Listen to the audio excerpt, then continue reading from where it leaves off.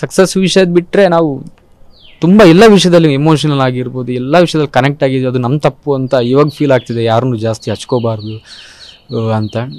So ದೇವ್ರನ್ನ ದೂರಿ ಏನು ಪ್ರಯೋಜನ ಇಲ್ಲ, ಯಾರನ್ನೂ ದೂರಿ ಏನು ಪ್ರಯೋಜನ ಇಲ್ಲ. ಅವ್ನ ಟೈಮ್ ಬಂತು ಇದಷ್ಟೇ. ಬಟ್ ನಾವು ಕೇಳೋದಷ್ಟೇ, ರಿಕ್ವೆಸ್ಟ್ ಮಾಡೋದು ಒಂದು ಸ್ವಲ್ಪ ಟೈಮ್ ಇದ್ದಿದ್ರೆ ಒಳ್ಳೇದಿತ್ತು, ಸಕ್ಸಸ್ ನೋಡ್ಬೋದಿತ್ತು.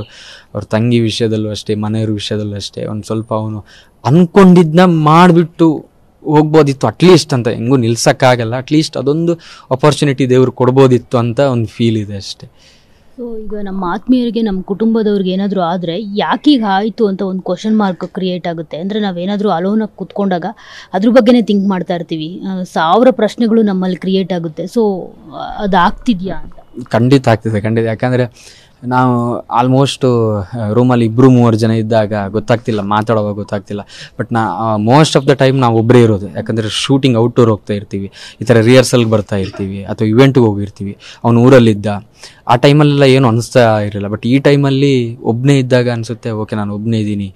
ಟಕ್ಕಂತ ರಾಕಿ ಯಾವಾಗ ಬರ್ತಾನೆ ಅಂತ ಅಂದ್ಕೊಳ್ಳೋವಾಗ ಎಲ್ಲಿಂದ ಬರ್ತಾನೆ, ಅವನಿಲ್ಲ. ಸೊ ಆ ಪಾಯಿಂಟ್ ಆಫ್ ಟೈಮಲ್ಲಿ ಇಂಥ ಜೀವನ ಬೇಕಾ, ಈ ಟೈಮ್ ಬರ್ತಿತ್ತಾ, ನಮಗೆ ಬರಬೇಕಿತ್ತ, ಇವಾಗಲೇ ಯಾಕೆ ಬಂತು, ಅದು ಈ ಪೀಕ್ ಟೈಮಲ್ಲಿ ಪಾಪ ಅವನಿದ್ದ.